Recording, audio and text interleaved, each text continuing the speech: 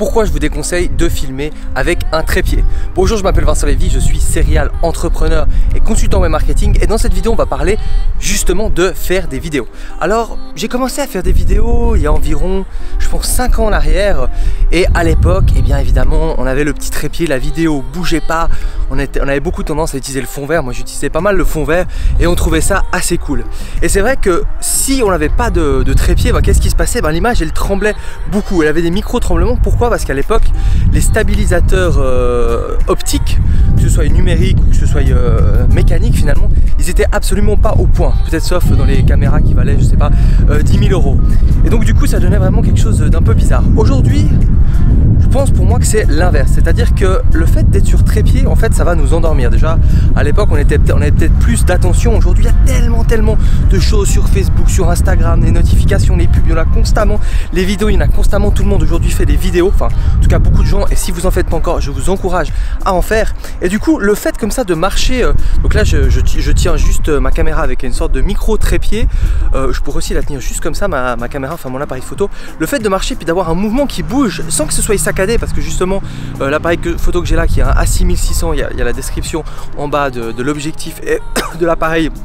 Eh bien, il est stabilisé, et même l'objectif est stabilisé.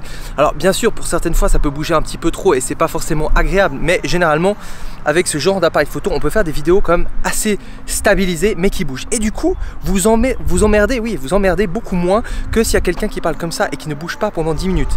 Alors oui, des fois je fais des vidéos posées sur mon bureau parce que j'ai pas tout le temps envie de marcher, mais j'aime bien aussi quand quelqu'un me filme, il tient juste l'appareil photo, et des fois ils me disent mais on peut le mettre sur trépied, on peut le poser sur la table, et je dis non, justement le fait d'avoir des légers mouvements comme ça, eh bien ça maintient, on va dire, le cerveau éveillé, parce que ça vient probablement de l'instinct préhistorique du cerveau reptilien, mais dès qu'il y a du mouvement, en fait il y a une partie de nous qui est plus attentif au mouvement, parce que le mouvement peut potentiellement amener des dangers, en tout cas dans le passé, alors que si c'est fixe comme ça et que je vous parle pendant 10 minutes, cette vidéo, si j'avais commencé fixe comme ça et que je vous parle pendant 10 minutes sans bouger, vous avez plus de chances de zapper au bout d'un moment. Donc voilà, je vous conseille donc d'avoir un appareil photo, et même aujourd'hui les iPhone et les Samsung et tout ça, enfin tous ces appareils de photo vidéo assez compétents, ils ont généralement une stabilisation optique qui est assez efficace. Donc voilà, je vous conseille vivement de faire des vidéos en bougeant un petit peu, pas forcément en marchant. Après, marcher, moi je trouve que c'est intéressant parce que moi ce que j'ai remarqué, c'est que souvent le fait de marcher, ça me donne des idées en fait. Je peux parler peut-être là 30 minutes sans m'arrêter si je marche, alors que des fois sur du fixe comme ça, j'ai moins d'idées. Donc ça c'est peut-être l'avantage de marcher. Et puis si vous ne marchez pas, tout simplement vous demandez à quelqu'un de vous filmer comme ça.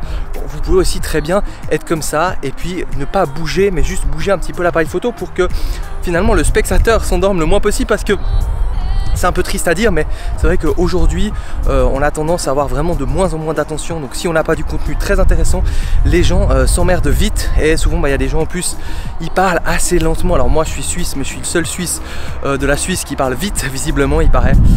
Et donc du coup voilà pourquoi je vous conseille de parler, on va dire, avec un flow assez soutenu, mais au-delà de ça, voilà, justement d'utiliser le mouvement. Et maintenant que j'ai une magnifique vue, je vais juste aussi profiter pour vous montrer la magnifique vue de Montreux. J'habite juste à 3 minutes d'ici.